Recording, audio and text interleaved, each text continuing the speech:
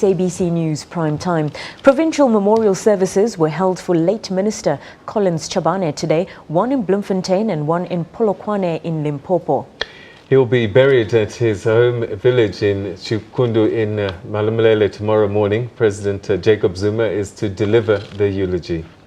The body of the late Public Service and Administration Minister is expected at Xikundu this evening. Preparations are well underway for the burial of the village's most famous son. Those who knew him described Chabane as generous and helpful. Youngsters say that politicians were also very generous, sponsoring a feeding scheme and paying for field trips.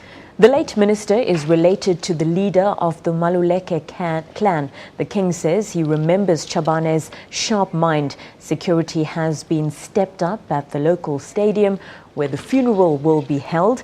A number of dignitaries are expected.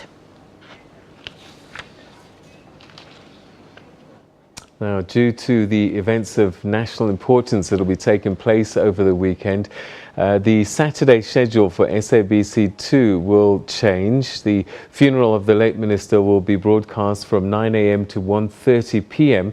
and coverage of a Human Rights Day event will be broadcast from 1:30 to 3:30 p.m. The schedule on Sunday will also change to carry the coverage of the reburial of J.B. Marks from 10:30 to 12 noon. Right, now let's cross now to SABC reporter Griselda Lewis, who is at Xikundu, who's there to tell us what's been happening ahead of the burial of former Minister Collin Chabane. Griselda, what's happening there right now? Peter, scores of villagers here at Xikundu have lined the streets, as you can see here behind me, waiting for the body of the late Minister of Public Service and Administration, Collin Chabane, to arrive. We understand that the body left Polokwane at the mortuary several hours ago, so we're waiting and we expect that body to arrive here at the Xikundu village in the next few minutes.